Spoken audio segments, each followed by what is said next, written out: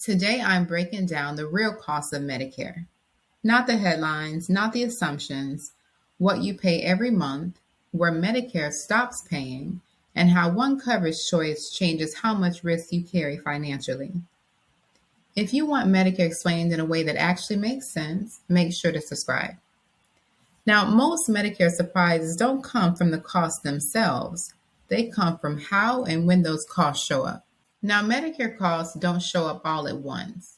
Some costs are automatic and monthly, like premiums. Other costs only show up after you use care. That's different from employer insurance, where costs often feel bundled and predictable. With Medicare, premiums and medical bills are separate, and how much you pay later depends on how much care you use. And that separation is where confusion usually starts. People don't usually think Medicare is completely free. They know money is coming out of their check. What they don't always realize is what that money is for. They paid Medicare taxes while working. Coverage feels earned. And Part A often has no monthly premium. So it feels like the big costs are already handled. But that's only part of the picture.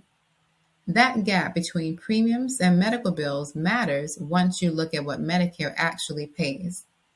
Medicare generally pays about 80% of approved costs. You're responsible for the remaining 20%.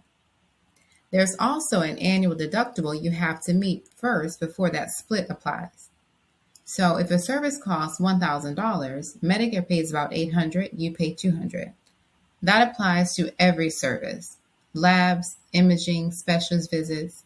And on top of that, most people also pay a monthly Part B premium. That math matters more than you expect because there's no built-in stopping point. Now, original Medicare has no annual out-of-pocket maximum. That means there's no dollar limit on what you might pay in a year. With many employer plans, once you hit a certain amount, costs stop for the rest of the year. Original Medicare does not work that way.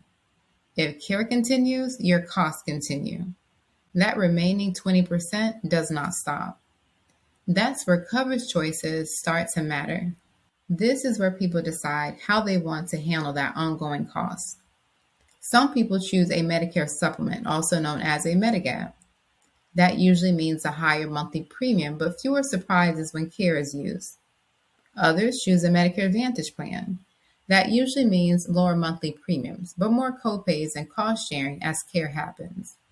I usually explain it like this: Medigap, you pay up front; Advantage, you pay as you go.